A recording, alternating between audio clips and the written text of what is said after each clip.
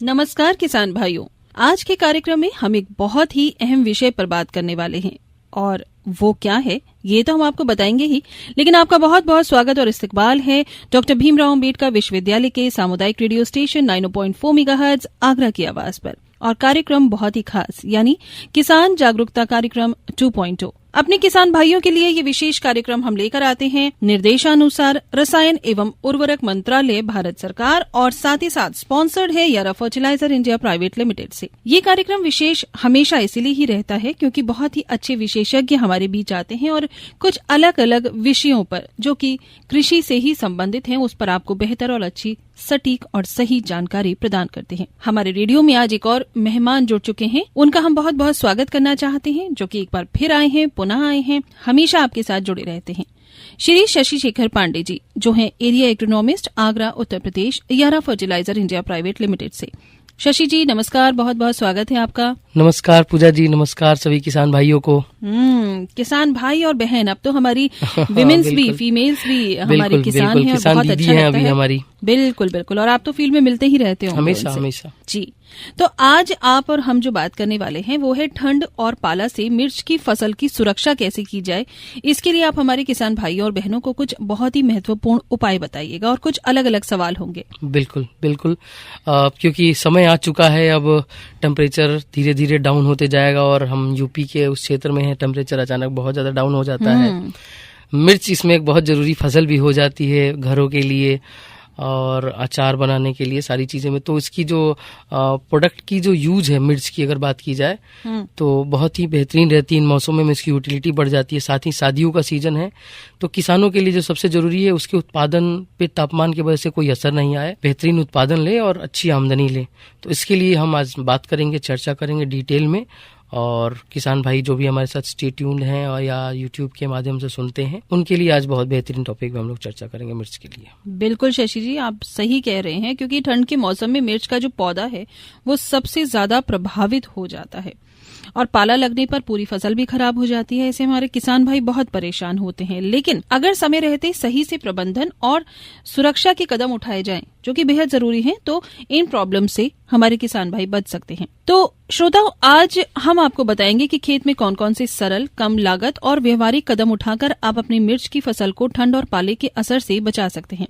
जैसे पाले से बचाव करने के लिए सिंचाई का सही समय, मल्चिंग, धुआं प्रबंधन, पौधों को ढकने की तकनीकें और पोषण प्रबंधन के भी उपायों पर शशि जी आपसे ढेर सारी बात करने वाले हैं। सही कहा शशि जी? बिल्कुल बिल्कुल, हम लोग आज जो भी मिर्च से बचाव के लिए जो जो उपाय हैं, जो तकनीकी है, इन सारी चीज़ों पर चर्चा करेंगे। क्या गवर्नमेंट की तरफ से कुछ राहत है, इन सारी चीज़ों पर चर्चा करेंगे। एक कहावत है, कहा जाता है prevention is better than cure. बिल्कुल बिल्कुल, तो हम उस पे ही रहेंगे। हम इंटीग्रेटेड अप्रोच पे जाएंगे। समय से पहले अगर बचाव के कार्य हम लोग शुरू कर दें तो शायद हमारी उत्पादन, हमारी लागत दोनों चीजें बच सकती हैं। तो ऐसे में जब हम बात ही कर रहे हैं कि ठंड का मौसम मिर्च की फसल को नुकसान देता है, तो आप हमें ये बताइए कि मिर्च की फसल के लिए औसतन यानी सही तापमान क्या रहता है, उसकी क्या जरूरत रहती है? अगर मिर्च की फसल की जो सही तापमान की बात की जाए तो 20 से 25 डिग्री का जो तापमान है सबसे अनुकूल तापमान होता है। इसमें मिर्च की फसल अपनी पोटेंशियलिटी और यील्ड पोटेंशियल को बहुत हाई रखती है और बहुत अच्छा उत्पादन होता है हमारा। ये सबसे बेहतरीन टेम्परेचर है। तो अभी क्या है कि अगर आज की देखा जाए और 18 से नीचे हो गया टेम्परेचर तो 2-4-5 डिग्री का हमेशा गुंजाइश रहता है। लेकिन आप देखती जाएंगे जैसे ही नवंबर खत्म होते जाएगा, दिसंबर आएगा, ये टेम्परेचर 10 के आसपास चलना जाएगा जी। जब 10 पे आसपास चला जाएगा तो मिर्च में थ्रॉस्ट बोलते हैं या पाला बोलते हैं, पाला की समस्या आने लगती है। मिर्च के पौधे सिकुड़ने लगते हैं, सूखने लगते हैं। वजह क्या है कि पौधे अपना भोजन नहीं बना पाते हैं। सबसे पहला जो होता है, पौधे अपना भोजन नहीं बना पाते हैं। जब पौधा खुद अपना भोजन नहीं बना पाएगा तो प्लांट को एनर्जी दे ही नहीं पाएगा, जिससे क्या होता है पौधे में क्लोरोफिल की कमी होने लगती है, न्यूट्रिशन की कमी होने लगती है। इसके वजह से उसकी जो भी इकोसिस्टम है प्लांट का, या जो भी सिचुएशंस हैं या हम कहें उसकी व्यवस्थाएं हैं प्लांट की, वो खराब हो जाती हैं। नई शाखाएं नहीं आती हैं, फूल नहीं बनते हैं, पत्तियां सूखने लगती हैं, पत्तियां मुरझाने लगते हैं। और जो भी उर्वरक या फर्टिलाइजर हम जड़ में है या देने की कोशिश करते हैं, वो पौधे सही से ले नहीं पाते हैं, उनका भोजन अच्छे से नहीं बन पाता है, जिसका असर उत्पादन में पड़ता है। जो फल आता है वो फल छोटे होने लगते हैं, टेढ़े मेढ़े होने लगते हैं, और साथ ही साथ उत्पादन पे बहुत असर पड़ता है। कहीं कहीं तो पूरे पौधे फसल ही डैमेज हो जाती है। अब जब जाहिर सी बात है कि अगर कमजोरी आएगी फसल में तो कई तरह की बीमारियों के भी अटैक शुरू हो जाते हैं, जिससे ऐसी संभावनाएं उत्पन्न होती है कि पूरा फसल खराब होने की चांसेस रहते हैं। ठंड में क्या निष्क्रिय हो जाता है पौधा? निष्क्रिय नहीं होता, किसी भी चीज की पोटेंशियल होती है। जैसे कि उसका एक टेम्परेचर प्लांट के लिए बहुत ही इंपॉर्टेंट होता है। हमें टेम्परेचर चाहिए। अब हम जो काम 50 डिग्री के धूप में नहीं कर सकते और 6 डिग्री ठंडी में नहीं कर सकते। हमारे लिए भी एक टेम्परेचर जो हमारी बॉडी फुल पोटेंशियल से काम करती है, वो एडिक्वेट टेम्परेचर होता है। हर एक प्लांट के लिए एक एनवायरमेंटल टेम्परेचर होता है, वैसे ही पौधों के लिए होता है। अगर टेम्परेचर हाई होगा या टेम्परेचर लो होगा तो उस केस में स्ट्रेस आना तय है। बिल्कुल वही होता है पाला के समय में। पाला के समय टेम्परेचर बहुत ही हाईली लो हो जाता है, जिसमें पौधे अपनी कार्य क्षमता, कार्य दक्षता, न्यूट्रिशन अपटेक नहीं कर पाते हैं और अपना भोजन नहीं बना पाते हैं, जिसके वजह से उसमें बहुत सारी बीमारियां भी आने लगती हैं और फसल खराब होता है। तो यानी कि ये अनुकूल नहीं है वेदर, ये जो मौसम है ये अनुकूल नहीं है। जैसे जैसे ठंड बढ़ती जाएगी पौधों के निर्माण के लिए, खासतौर से मिर्च की फसल के लिए, और मिर्च की फसल को तो क्लोरोफिल चाहिए ही चाहिए होता है, बहुत जरूरी है। हरा रंग ही उन्हें अपनाना है। अच्छा, अभी आपने बताया कि ये समस्या हो सकती है, लेकिन हम आपसे ये जानना चाहेंगे कि आने वाले दिनों में, क्योंकि अब ठंड बढ़ती ही जाएगी जैसा आपने कहा, तो पाले और ठंड से हम अपनी मिर्च की फसल को कैसे बचाएं? कुछ जरूरी सुझाव हमें दीजिए आप। बिल्कुल, इसमें अगर सुझाव की बात करें तो 2-3 तरीके हैं। एक है बायोलॉजिकल कंट्रोल, एक है केमिकल कंट्रोल। बायोलॉजिकल कंट्रोल में फिजिकली कंट्रोल कर सकते हैं। जैसे सबसे जो पहला है, खेत के किनारे बाढ़ बना के, ऐसी बाढ़ बनाया जाए जो विंड है, जो ठंडी हवाएं हमारे प्लांट को कम इम्पैक्ट करे। इसके लिए हम अपने खेत के चारों तरफ बाढ़ बनाएं। अब बाढ़ के 2 फायदे हैं। जैसे हम बाढ़ बनाते हैं तो केमिकल बायोलॉजिकल बाढ़ बनाते हैं जिसमें पौधे लगा देते हैं, जैसे करौंदा हो गया, कोई ऐसी झाड़ी नुमा पौधा, कि 2 फायदे। एक तो उससे फल भी मिल जाएगा मुझे कुछ, जिसका हम बेच सकते हैं, यूटिलाइज कर सकते हैं। दूसरा, हमारी फसल को आने वाली ठंड सर्द हवाओं से बचाव करता है, जिससे अचानक स्ट्रेस प्लांट पे नहीं पड़ता है। दूसरा दूसरा जो फिजिकल है वो है कि हम सोलर पैनल वगैरह या ऐसे बाड़ बनाए, जैसे प्लास्टिक की बाड़ बना लें, सीट की बाड़ बना लें, वो भी होता है। इस तरीके से कर सकते हैं। इसमें अभी लोग चला है सोलर पैनल का बाड़ लगा देना किनारों से। अच्छा, वो सुरक्षित है? वो सुरक्षित है। सोलर पैनल, आपको एनर्जी भी मिलेगी, और सोलर पैनल का बाड़ लगा है तो आपको जगह आपका बच रहा है, आपको इलेक्ट्रिसिटी प्रोवाइड हो जा रही है, आपका फसल बच जा रहा है, और धूप भी मिल रही है। अब सोलर पैनल से वो धूप मिल जाएगा, आपके इरिगेशन में काम है। दूसरा जो है, मल्चिंग सीट या कवर करके, है ना, कंट्रोल टेम्परेचर देके कवर करके, या ग्रीन हाउसेस बना के, पॉली हाउसेस बना के, तो वहां भी टेम्परेचर कंट्रोल होता है। हम जितना टेम्परेचर चाहेंगे उस अवस्था में भी कंट्रोल होता है। दूसरा, मल्चिंग एक बहुत ही बेहतरीन तकनीक है। मल्चिंग के थ्रू हम प्लांट को कवर करके एटलीस्ट टेम्परेचर को मेंटेन कर लेते हैं। मल्चिंग के बारे में थोड़ा समझाइए। मल्चिंग एक प्रोसेस है जिसके तहत हम पौधे को ढकते हैं, प्लास्टिक के सीड से ढकते हैं, या बायोलॉजिकल बात करें तो कई ऐसे पौधे लगा देते हैं बीच में जो उनके हवाओं को रोकता है और तापमान थोड़ा सा बढ़ा देता है।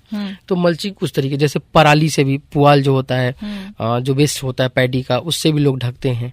छोटा अगर पौधा है तो पैडी के पराली से ढक देते हैं। पूरे खेत में क्या ये पॉसिबल है? हाँ, पूरे खेत में किसान करते हैं इस चीज को। अच्छा। बाकी मल्चिंग लगाते हैं हम, लाइन बना देंगे। आप देखती होंगी जब ट्रेन से अब कभी गुजरती होंगी, देखती होंगे ऐसे प्लास्टिक ऐसे लगी पड़ी है लाइन से, वंडर की ये क्या है, तो वो मल्चिंग सीड्स होते हैं, मल्च किया जाता है। 2 फायदे होते हैं, एक तो टेम्परेचर कंट्रोल है, दूसरा खरपतवारों से भी कंट्रोल होता है फसल को। जितने दूर में मल्च लगा रहेगा उतने दूर में खरपतवार भी नहीं आएगा, तब फसल को डबल बचाव हो जाता है। बिल्कुल। तो ये है। दूसरा, अगर हम बात करें केमिकल कंट्रोल की, मैंने बात की, तो हमारी बॉडी भी केमिकली एक्टिव रहती है, प्लांट भी वैसे ही केमिकली एक्टिव होता है। तो कई ऐसे पोषक तत्व हैं जिन्हें देने से पौधे की तापमान मेंटेन करने की दक्षता बढ़ जाती है। दूसरा, उसके अंदर एबिलिटी आ जाती है ऐसे स्ट्रेस कंडीशन में अपने आप को सर्वाइव करने का। बिल्कुल। तो इन्हीं पोषक तत्व की बात करते हैं। इस समय किसान की अच्छी पैदावार हो मिर्च की फसल की, उसके लिए किन किन पोषक तत्वों का क्या काम है और किन किन की जरूरत रहती है, इस पर हमें डिटेल में बताइए। बिल्कुल, अगर मैं डिटेल में बात करूं तो किसान भाइयों को सबसे पहले जानना ये जरूरी है कि पोषक तत्व कितने प्रकार के होते हैं जी, और उनका क्या कार्य होता है, और उन्हें कब कौन से पोषक तत्वों को देना चाहिए, क्योंकि सही समय, सही मात्रा और सही तत्व बहुत जरूरी होता है। तो उसके लिए जो पहला चरण है, हम लोग पुनः बात करेंगे वहाँ की, आप अपनी मृदा परीक्षण कराइए ताकि पता लगे आपको किस पोषक तत्व की कमी हो गई। एक स्टेज हो गया। दूसरा, अगर मैं बात करूँ पोषक तत्वों की, तो आज जानकारी दे दूं, पौधे में करीब 17 पोषक तत्व होते हैं जिन्हें फसल को देनी होती है, 17 प्रकार के। इन्हें बात की जाए तो 2 प्रकार में बांटा गया है, एक इसेंशियल न्यूट्रिशन और एक जो हम देते हैं जैसे आवश्यक पोषक तत्व, जिसमें 3 होता है। इस आवश्यक पोषक तत्वों में होता है कार्बन, ऑक्सीजन और हाइड्रोजन। ये प्लांट हमें देने की जरूरत नहीं होती है, वायुमंडल से लेते हैं। जैसे कार्बन जमीन से ले लेता है और ऑक्सीजन, हाइड्रोजन वायुमंडल से ले लेता है। बाकी 14 पोषक तत्व बचते हैं जो हम देते हैं। इन 14 पोषक तत्वों को क्लासिफाइड किया जाता है 2 में। क्लासिफाइड करने का, इसका वर्गीकरण का जो तरीका है, एक मुख्य पोषक तत्व और एक सूक्ष्म पोषक तत्व। मुख्य पोषक तत्व से ही जाहिर होता है कि मुख्य मतलब ये जरूरी है और ज्यादा मात्रा में होता होगा। मुख्य पोषक तत्वों को भी 2 प्रकार में बांटा गया है, एक प्राथमिक मुख्य पोषक तत्व, एक द्वितीयक मुख्य पोषक तत्व। अच्छा। प्राथमिक मुख्य पोषक तत्व में आता है नाइट्रोजन, फास्फोरस, पोटास, और द्वितीयक मुख्य पोषक तत्व में आता है कैल्शियम, सल्फर और मैग्नीशियम। ये थोड़े कम मात्रा में लगते हैं प्राथमिक के अलावा। ये 6 हो गए मुख्य पोषक तत्व। इसके अलावा आता है सूक्ष्म पोषक तत्व। सूक्ष्म पोषक तत्व में आता है zinc, boron, manganese, ferrous, copper, निकल, मोलिब्डेनम, क्लोराइड। आपका क्लोराइड, ये 8 होते हैं सूक्ष्म पोषक तत्व। अब जो सबसे जरूरी है कि इनको कौन से पोषक तत्वों को किस समय देना चाहिए, ये बहुत इंपॉर्टेंट चरण है। बिल्कुल बिल्कुल। तो किसान भाइयों को ये जानना जरूरी है कि पोषक तत्वों की क्या रोल है, क्यों देना चाहिए। संक्षिप्त में बात करूंगा। नाइट्रोजन का जो रोल है पौधे की वनस्पतिक विकास में, पौधे को हरापन रखने में बहुत इंपॉर्टेंट रोल लगता है। फास्फोरस जो पौधे में जड़ विकास या ऊर्जा देने का काम करता है एटीपी के रूप में, वो काम है फास्फोरस का, जिसकी वजह से फूल फल सारी चीजें आती हैं। पोटास एक बहुत ही महत्वपूर्ण पोषक तत्व है। इसमें क्या होता है कि प्लांट को यही जो पाला की हम बात कर रहे हैं ना, हीट और ठंड, बायोटिक एबायोटिक जो स्ट्रेस होते हैं जी, इससे बचाव करने में मदद करता है और पौधे की तने की मजबूती का काम करता है। अच्छा, ये पोटास का बहुत रोल है। वैसे ही अगर सल्फर की बात की जाए, सल्फर पौधे में हम इसलिए देते हैं ताकि मिट्टी के अंदर जो भी फंगल एक्टिविटी है उसको ब्रेक करता है और प्लांट में एक ट्रांसपोर्ट फर्टिलाइजर का काम करता है। ये जितने भी फर्टिलाइजर इनको ट्रांसपोर्टेशन का काम करता है सल्फर। अच्छा। और फंगल एक्टिविटी को ब्रेक करता है, उससे प्रिवेंट करता है। वैसे ही मैग्नीशियम जो है मिर्ची के लिए बहुत जरूरी पोषक तत्व है। मिर्ची में क्लोरोफिल डेवलपमेंट का काम होता है, हरापन रखने का काम होता है मैग्नीशियम का। वैसे ही कैल्शियम काम है cell wall development, instant energy transfer करना, और ये भी ट्रांसपोर्ट फर्टिलाइजर का काम करता है। तो बहुत ही इंपॉर्टेंट फर्टिलाइजर है बिल्कुल आपका कैल्शियम, जो कि आपकी मिर्ची के अच्छे भाव और अच्छे रेट के लिए आपको कैल्शियम बहुत जरूरी है। आपकी मिर्ची की साइज अच्छी रहेगी, उसका शेप अच्छा रहेगा, उसकी चमक बरकरार रहेगी और वजन अच्छा आएगा। यही इसके लिए पोषक तत्वों का, कैल्शियम पोषक तत्वों की। वैसे जितने भी पोषक तत्व है जरूरत के हिसाब से होती है, जिसमें से मेजर अगर हम बात करें 3-4 ऐसे पोषक तत्व हैं जिन्हें देते हैं हम। जिंक हो गया, जिंक जो कि फोटोसिंथेसिस में भी रोल करता है। जिंक आपके एनर्जी को ट्रांसफर करने में काम करता है। साथ ही अगर जिंक की बात की जाए तो जिंक प्लांट में जो है एनर्जी को सिंथेसाइज करता है और प्लांट को एटीपी के रूप में देने का प्रदान करता है अलग अलग टाइम पे, और नाइट्रोजन के अपटेक को बढ़ाता है, इफिशियंसी को बढ़ाता है जिंक, बहुत ही इम्पोर्टेंट है। वैसे ही बोरान भी काम करता है, चिलिंग इंजरी से बचाता है। साथ ही बोरान जो मेजर रोल है, जो फ्रूट ड्रॉपिंग हो या उसमें पोलिनेशन के प्रोसेस को फास्ट करता है, जिससे आपकी ईल्ड पोटेंशियल बढ़ता है, इसलिए बोरान बहुत जरूरी है। वैसे ही फेरस है, मतलब आयरन, लोहा मालूम है ताकत का प्रतीक, हम लोहा को मानते हैं, मतलब पौधे में रोग रोधी क्षमता डेवलप करता है लोहा, और ईल्ड एट्रीब्यूट्स को बढ़ाते हैं, यानी आपके उत्पादन पे इसका असर पड़ता है। वैसे ही आपका मैग्नीज जरूरी मिनरल्स है हमारी बॉडी के लिए भी, प्लांट के लिए। ये भी रोग रोधी क्षमता डेवलप करने के साथ साथ प्रोटीन सिंथेसिस, क्लोरोफिल डेवलपमेंट और प्लांट को ओवरऑल प्रोटेक्शन में मदद करता है, जिससे आपकी प्लांट को हाईली प्रोड्यूसिबल बनाता है। बिल्कुल।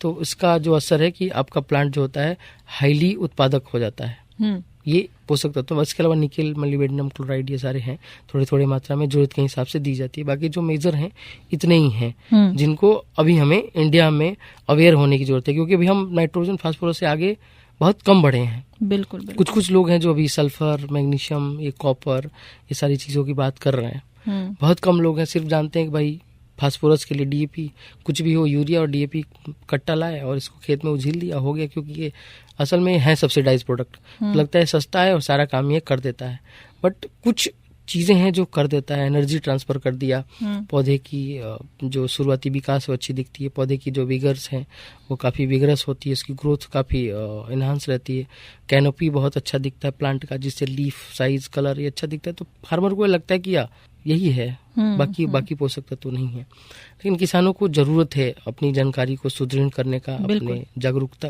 के बढ़ाने का। तो यारा आपके साथ भी लगी है और यारा फील्ड पे हमेशा लगी रहती है।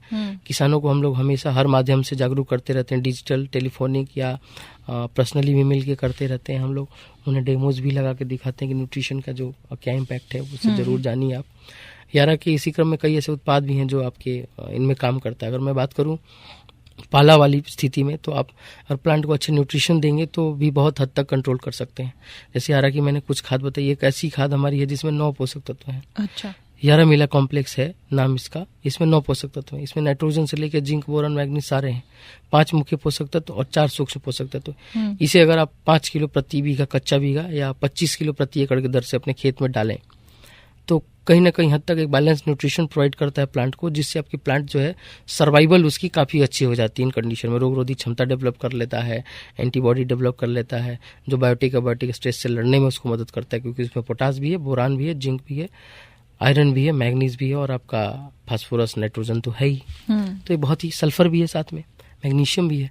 तो ये पोषक तत्व है। साथ ही इसका कॉम्बिनेशन अगर करें तो यारा का एक खाद है यारा लीवर नाइट्राबोर, जिसमें पुनः बोरान, नाइट्रोजन और कैल्शियम तीनों का कॉम्बिनेशन है। तो अगर ये खाद दोनों मिला के 25 किलो दोनों मिला के देते हैं अपनी फसल में, तो करीब आपके सारे न्यूट्रिशन कवर हो जाते हैं। और इसका फायदा ये मिलता है कि आपको सारे न्यूट्रिशन मिले, आपकी प्लांट की ग्रोथ भी बहुत अच्छी रहती है, उसकी फ्लावरिंग बहुत अच्छा होता है और साथ ही उसका इल्ड में कन्वर्जन बहुत अच्छा होता है, पोलिनेशन बढ़िया होएगा और आपका इल्ड बहुत अच्छा आएगा और बायोटिक स्ट्रेस में आपको काफी हद तक कंट्रोल मिलेगा थ्रू केमिकल।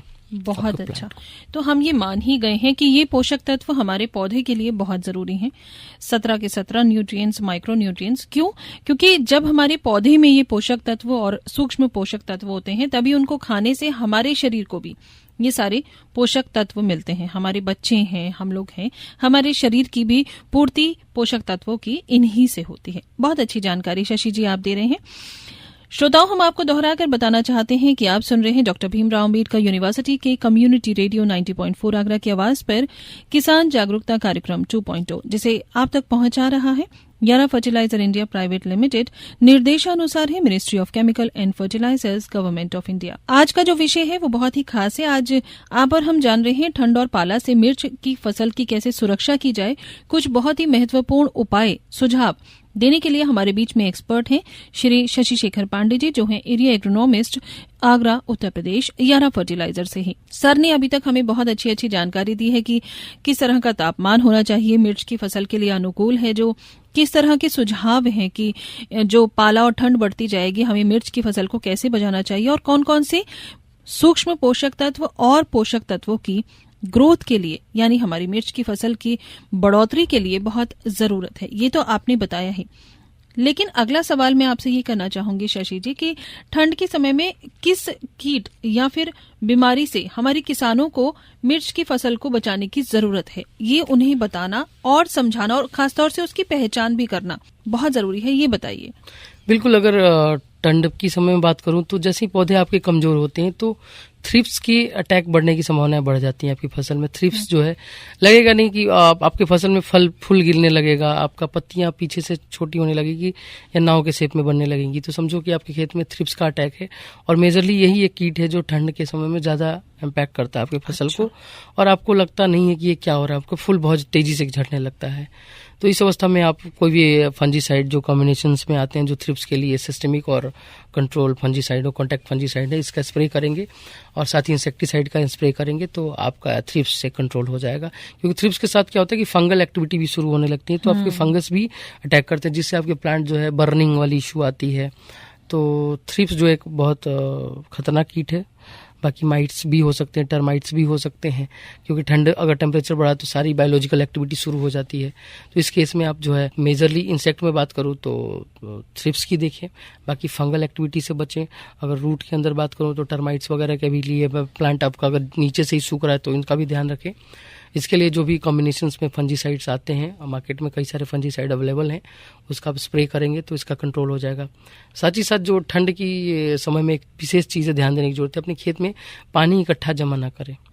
सिंचाई एक बहुत ही बेहतरीन टर्म है। तो अपनी फसल में ऐसा करें कि आप जब भी सिंचाई करें, सुबह के समय में आप सिंचाई करें, ताकि पानी जो है दिन में दोपहर में टेम्परेचर उसको थोड़ा सा मिल जाए धूप में, तो पानी आपका गर्म रहे, ऑब्जर्व कर ले, फिर पानी बचे नहीं, इतना ही रखें। फिर थोड़ी थोड़ी सिंचाई करते रहें लगातार एक अंतराल पे, और पानी अपने खेत में जमा नहीं होने दे, बहुत हल्की मात्रा में करें। अगर आप ड्रिप के माध्यम से सिंचाई करते हैं तो और बेहतरीन है। अगर स्प्रिंकलर के थ्रू कर रहे हैं तो दोपहर में धूप हो तब उस अवस्था में करें, क्योंकि अचानक शॉक लग सकता है प्लांट को। अगर आप फ्लड इरिगेशन कर रहे हैं तो सुबह में स्टार्ट करें, पानी भी गर्म आता है, जो ट्यूबवेल का पानी होता है उस समय। तो इस तरीके से, और बहुत ही ज़्यादा कोल्ड इंजरी आपके प्लांट को मिल रहा है तो फोगर्स हैं, आप फॉक्स चला के अपने प्लांट को बचा सकते हैं, जो कि थोड़ा सा टेम्परेचर को मेंटेन करता है उस एरिया का। तो जो इलेक्ट्रिक फॉक्स होते हैं या मैकेनाइजेशन के थ्रू आप उसको ठीक कर सकते हैं। अगर आप पॉली हाउस में खेती करते हैं तो आपको कोई दिक्कत नहीं, क्योंकि आप कंट्रोल टेम्परेचर रखते हैं। लेकिन जब आप ओपन एरिया में कर रहे हैं तब थोड़ी सी सिंचाई, जल निकास, इसकी व्यवस्थाओं को बेहतरीन रखें, और न्यूट्रिशन का विशेष ध्यान दें। बीच बीच में खेत में घूम के देखते रहें, ताकि कोई एग या कोई लार्वा किसी भी कीट का दिखे नहीं खेत में। अगर दिख रहा है तो आप इंसेक्टिसाइड का स्प्रे करें। अगर उसके अलावा आपकी पत्तियां झुलस रही हैं या पत्तियां जलने जैसी दिख रही हैं तो हो सकता है कि फंगल अटैक हो सकते हैं आप में। उस अवस्था में आप फंजीसाइड का प्रयोग करें। बहुत ही अलग अलग कंपनियों के बेहतरीन फंजीसाइड हैं, बाजार में आप ले सकते हैं। यारा की तरफ से मैंने यारा मिला कॉम्प्लेक्स की बात की, यारा लीवा नेट्रोबोर की बात की। ये दो बेहतरीन उत्पाद हैं नीचे देने के लिए। अगर आप स्प्रे के माध्यम से जाना चाहते हैं तो स्प्रे के माध्यम से यारा की यारा बीटा सैनिफोस आती है, जो कि 500 ml प्रति एकड़ की दर से जाती है, जिसमें 22% फास्फोरस और 3% कैल्शियम है। एक बहुत ही बेहतरीन एनर्जी बूस्टर हम लोग बोलते हैं इसको, प्लांट का जूस है ये। किस अवस्था में इसको देना चाहिए? जब भी प्लांट में अगर कमजोरी लग रहा है, प्लांट आपकी ग्रोथ अच्छी नहीं दिख रही, तो इसे एनर्जी बूस्टर हम लोग बोलते हैं। ये एनर्जी ड्रिंक है, क्योंकि इसमें फास्फोरस है, कैल्शियम है, नाइट्रोजन है, तो एक बहुत ही उपयुक्त है। आप जब भी फंजीसाइड या इंसेक्टिसाइड का भी स्प्रे कर रहे हैं तो इसकी टैंक मिक्स कैपेबिलिटी है, ये उसके साथ भी मिक्स होकर चला जाएगा, ये खराब नहीं होगा ये केमिकल रिएक्शन करके। तो आप वैसे भी दे सकते हैं। अगर आप सिंगल भी देना चाहते हैं तो इसको दे सकते हैं। और भी एक प्रोडक्ट है मिर्ची की फसलों के लिए, खासकर मिर्च का अगर उत्पादन आपको बढ़ाना है और ठंडी वाली स्थिति में भी अपने मिर्च को ठीक रहना है, तो मैंने जैसे शुरुआत में हमने चर्चा की कि मैग्नीशियम एक बहुत जरूरी पोषक तत्व है मिर्च के लिए। तो यारा की तरफ से एक यारा बीटा बड बिल्डर के नाम से एक वेटेबल पाउडर आता है, जो कि मैग्नीशियम, फास्फोरस, जिंक और बोरान का एक कॉम्बिनेशन है। ये बहुत ही यूनिक है, रेयरेस्ट कॉम्बिनेशन, क्योंकि जिंक और फास्फोरस का कॉम्बिनेशन किसी कंपनी के पास नहीं है। क्योंकि अगर जिंक और फास्फोरस एक साथ मिलता है तो वो जिंक फॉस्फाइड हो जाता है, जो कि एक तरह से चूहे मारने की दवा है। बट यारा has a very good R&D team, तो हमने ऐसी कई सारे कॉम्बिनेशंस बना रखे हैं जो कि फसल के लिए काफ़ी बेहतरीन है। तो यारा बीटा बड बिल्डर जो है 250 ml से 250 ग्राम से 500 ग्राम प्रति एकड़ की दर से स्प्रे कर सकते हैं पानी में 150 से 200 लीटर पानी में मिला के। तो आपकी फूल आने लगेगी, आपकी फल आने लगेगा, आपकी फसल बहुत ही बेहतरीन होगी। कैल्शियम की अगर सिर्फ स्प्रे करना चाहते हैं तो यारा की तरफ से यारा बीटा स्टॉपिट के नाम से आती है, जो कि 500 ml से 1 लीटर प्रति एकड़ की दर से आप स्प्रे लेते हैं। अगर पौधे कमजोर है तो 1 लीटर भी जा सकते हैं, अदरवाइज 500 ml प्रति एकड़ से काम चल जाएगा। जिंक के लिए यारा बीटा जिंट्रेक आता है, जो कि 250 ml जाता है प्रति एकड़। बोरान के लिए यारा बीटा बोट्रेक के नाम से आता है, जो कि सोडियम फ्री और इंडिया की बहुत ही बेहतरीन, वर्ल्ड का बहुत ही बेहतरीन बोरान है। तो उससे आप यारा बीटा बोट्रेक के नाम से आता है, 200 ml प्रति एकड़ की दर से उसे आप स्प्रे पे ले सकते हैं। बहुत ही सस्ती और बहुत ही किफायती और बेहतरीन फर्टिलाइजर है।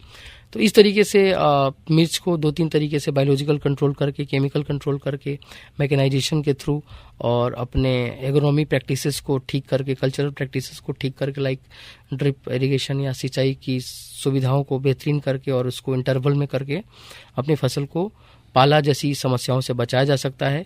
क्योंकि आने वाले टाइम में हमारे लिए एक बहुत बड़ा चैलेंज आएगा, बहुत बड़ी चुनौती आएगी, क्योंकि हमें उत्पादन भी चाहिए और पाला जैसी समस्या हमारे उत्पादन को अचानक डाउन कर देता है। और जब उत्पादन डाउन होता है तो बाजार में एक अच्छे रेट मिलता है। तो जो किसान इस चतुराई का सामना करें, और जो मैंने शब्द एक कही prevention is better than cure. तो अगर prevention is better than cure पे जाए और शुरुआत में ही अपने सारे आयामों को ठीक कर ले और अपने फसल के उत्पादन के लिए इस उपायों पे काम करे, तो जाहिर सी बात है कि उसको उत्पादन पहले आएगा और उस समय आएगा जब बाजार में अच्छे रेट मिल सकते हैं। वही, क्या ये समय रहता है ठंड के समय में मिर्च के दाम पर कुछ फर्क पड़ता है? बिल्कुल, ठंड के समय आप देखिए ना, अभी ठंडी ऐसी हमारी मौसम है कि सारी सब्जियां अवेलेबल होती हैं और दुकानों पे जाओ तो सजी रहती हैं सब्जियां, लाइन से कितनी अच्छी लगती है ठंड में सब्जियां। तो ठंड में सब्जियां होता है और सबसे बड़ी बात है ठंड में थोड़ी सी सब्जियां फ्रेश होती हैं, टेम्परेचर की वजह से खराब नहीं हो पाती हैं, तो अच्छा लगता है। दूसरा जो है कि इंडिया का जो कल्चर है, ठंड के महीने में शादियों का सीजन चलता है, तो इन शादियों के सीजन में डिमांड बहुत हाई हो जाता है। तो इस वजह से जो है हमें अपने उत्पादन को काफी बढ़ाने की जरूरत है, क्योंकि डिमांड एंड सप्लाई का जो कॉन्सेप्ट है इस पे भी लागू होता है। क्योंकि डिमांड हाई है, सप्लाई लो है, तो रेट बढ़ेगा। तो इस केस में क्योंकि डिमांड तो हाई है, फिक्स है, सप्लाई को हमें मेंटेन रखना है, इसके लिए हमें अपने प्रोडक्टिविटी को बढ़ाना पड़ेगा। हाँ, क्योंकि टेम्परेचर जब डाउन होएगा तो प्रोडक्टिविटी पे अचानक असर पड़ता है, तो उसको मेंटेन करने के लिए आप केमिकल कंट्रोल करें, अच्छे न्यूट्रिशन का अगर आप खेतों में यूज करेंगे तो आपकी सप्लाई मेंटेन रहेगी, जिससे आपको आमदनी अच्छे मिलने की शर्तिया गारंटी है। ऐसा एग्रोनॉमिस्ट कहते हैं मैं और भी कहता हूँ, और कोशिश यही रहती है कि हम लोग किसानों का जो सीजन आए उसमें अच्छी आमदनी हो जाए, कि किसानों के चेहरे की खूबसूरती, मुस्कान जो है बरकरार रहे, जब जाए तो मिले अरे मजा आ गया, ऐसा पैसा कमा लिया, तो बिल्कुल अच्छा लगता है। तो शशि जी, आप फील्ड में बहुत रहते हैं, बहुत किसान भाइयों से जुड़े रहते हैं, तो हमारे किसान भाइयों को सरकार की ओर से भी सहयोग मिलता है कि अच्छी वो फसल कर पाए, अच्छा उससे मुनाफा कमा पाए? बिल्कुल, प्रधानमंत्री की तरफ से तो योजना की अगर मैं बात करूँ तो पहला फसल बीमा योजना है, जो कि एक बहुत बेहतरीन योजना है कि अगर ऐसी कोई हैजार्डस सिचुएशन आती है, मुझे लगता है ठंड में, बारिश में ये जरूर इसका फायदा उठाना चाहिए। इसको उठाना चाहिए। अगर कोई हो जाता है ऐसा, तो उस केस में आपको फसल बीमा योजना के तहत आपको लाभ मिल सकता है। दूसरी, अभी जो बाढ़ लगाने की बात करी कि बाढ़ मैकेनिकल बाढ़ लगाएं या बायोलॉजिकल बाढ़ लगाएं, तो बायोलॉजिकल बाढ़ में आप पौधे लगा लें, नर्सरी से मिल जाएगा, या तो हॉर्टिकल्चर डिपार्टमेंट भी मुहैया कराती है। दूसरा, अगर मैं मैकेनिकल बाढ़ की बात करूं, जिसमें मैंने दो तरीके की, एक सोलर की बात करी, सोलर जो सब्सिडाइज है गवर्नमेंट की तरफ से चल रहा है, तो इसे आप ले सकते हैं, डबल फायदा होगा। दूसरा, अगर सोलर नहीं लेते हैं, सिर्फ आप वायर फेंसिंग करते हैं, तो वायर फेंसिंग का भी गवर्नमेंट की तरफ से मिलता है, इलेक्ट्रिक वायर फेंसिंग का, जो जानवरों से भी बचाता है, जो इलेक्ट्रिक शॉक दिया जाता है 12 वोल्ट तक डीसी, आई थिंक ऐसा ही कुछ रहता है, क्योंकि मुझे जो जानकारी है, क्योंकि ऐसा आता है जिसे हम लोग झटका बोलते हैं इधर मशीन में, तो वो अवेलेबल है, सब्सिडरी रेट पे अवेलेबल होता है। तो उन सब चीज़ों का लाभ ले सकते हैं किसान भाई, और सरकार हर कदम पे साथ है आपके। बीमा योजना का लाभ लीजिए, आपकी उन परिस्थितियों में, कठिन परिस्थितियों में जहाँ आपके पैसा लगने के बाद आपको आमदनी कुछ नहीं हुआ, तो उसमें आपको मदद मिलेगी। साथ ही जितने भी न्यूट्रिशन आते हैं उस पर सब्सिडी है, इलेक्ट्रिसिटी पे आपको सब्सिडी है। तो किसान के लिए तो हर कदम पे जो भारत सरकार है, चाहे हमारी राज्य सरकारें हैं, हर कदम पे लगी हैं, क्योंकि ये कृषि प्रधान देश है। बिल्कुल बिल्कुल, और किसान हमारे देश के लिए बहुत इम्पोर्टेंट हैं, ये हमारी सरकार भी जानती मानती और उनको बहुत सहयोग करती है। तो शशि जी, अब ज्यादा समय तो नहीं है, लेकिन अभी तक हमने बात की ठंड और पाला मिर्च की फसल को कैसे नुकसान पहुंचा सकता है, हमें कैसे पहले से ही बचाव करने हैं। लेकिन ठंड खत्म होते ही या मौसम में तापमान बढ़ते समय ही हमारे किसान भाइयों को क्या जरूरी कदम उठाने चाहिए अपनी उस मृदा को सही रखने के लिए, अपनी उस फसल को सही रखने के लिए? बिल्कुल, जैसे ही टेम्परेचर चेंज होगा, हवाएं बदल जाएंगी, हवाओं की रुख बदल जाएंगी, और खेतों में जो जरूरी है, जो प्लांट डोरमेंसी पीरियड में जा चुके हैं, उनके लिए जो सबसे जरूरी है कल्चरल प्रैक्टिसेस करने का। तो उस स्थिति में आप अपनी मिट्टी को अच्छे से निराई गुड़ाई करिए, जो भी खरपतवार है उसको नियंत्रण करिए, और अच्छे से फर्टिलाइजर का एक फुल फ्लेज डोज दीजिए, और इरिगेशन आप मुहैया कराइए। तो आपकी प्लांट जो है नॉर्मल कंडीशन में आ जाएगा, और फिर प्लांट आपका चलने लगेगा। उसके लिए क्या जरूरी है कि जैसे किसान क्या करते हैं कि जैसे नॉर्मल कंडीशन में आता है प्लांट, तो अगर छोटी मशीनें उनके पास अवेलेबल है, तो उन छोटी मशीनों से 20 वाले एरिया में निराई गुड़ाई करते हैं। और साथ ही अगर मल्चिंग शीट है तो कोई दिक्कत नहीं, उसमें तो निराई गुड़ाई करने की जरूरत नहीं है। आपको जरूरी है ड्रेंचिंग के थ्रू फर्टिलाइजर प्लांट के जड़ तक पहुंचाने की। तो ड्रेंचिंग करिए और फर्टिलाइजर का एक अच्छा डोज दीजिए। साथ ही फर्टिलाइजर के साथ साथ कोशिश करिए कि एक हल्की लाइट डोज की इंसेक्ट और फंजीसाइड का एक कॉम्बिनेशन प्लांट पे स्प्रे करिए। तो टेम्परेचर चेंज होते ही कई सारे ऐसे इंसेक्ट है जो एक्टिव हो जाते हैं, अपने उनकी प्रजनन की क्रियाएं बढ़ने लगती हैं। तो एग्स ना दे पाए आपके फल पे, उससे भी बचाव करें। या कोई फंगस ऐसा जो एक्टिव हो रहा है टेम्परेचर बदलने पे, उससे बचाने के लिए आप शुरुआत में ही एक स्प्रे ले लीजिए, जिससे आपके प्लांट पे उसका नेगेटिव इम्पैक्ट नहीं पड़ेगा। यही आपका सुझाव है हमारे किसान भाइयों को? मेरा सुझाव यही है। क्या बात है, बहुत ही अच्छी जानकारी आपने दी है। आप है श्री शशि शेखर पांडे जी, जो है एरिया एग्रोनॉमिस्ट, आगरा उत्तर प्रदेश, यारा फर्टिलाइजर इंडिया प्राइवेट लिमिटेड से। किसान भाइयों, आज के जागरूकता कार्यक्रम 2.0 में हमने बहुत अच्छी जानकारी प्राप्त की है ठंड और पाला से मिर्च फसल की सुरक्षा और उसके महत्वपूर्ण उपाय पर शशि जी से ही। अभी फिलहाल वक्त हमें इजाजत नहीं देता कि और बातचीत हो, लेकिन ये जरूर आपसे वादा करके जा रही हूं कि अगले कार्यक्रम में भी आप शशि जी को ही सुनेंगे और एक और अच्छा विषय होगा कृषि संबंधी, जिस पर वो हमें सही और सटीक जानकारी देंगे। तब तक के लिए शशि जी बहुत बहुत धन्यवाद, आप हमारे स्टूडियो में पुनः पधारे और बहुत अच्छी जानकारियां साझा की। बहुत बहुत धन्यवाद पूजा जी आपको। बाकी किसानों को मैं कहना चाहूंगा, नए आयाम को अपनाएं। बहुत बहुत धन्यवाद। शुभ हार्वेस्ट। शुभ हार्वेस्ट, क्या बात है, मुझे बहुत अच्छा लगता है आपका। तो किसान भाइयों, राम राम, होगी फिर से आपसे मुलाकात। तब तक के लिए खुश रहिए, शुभ हार्वेस्ट को एंजॉय कीजिए।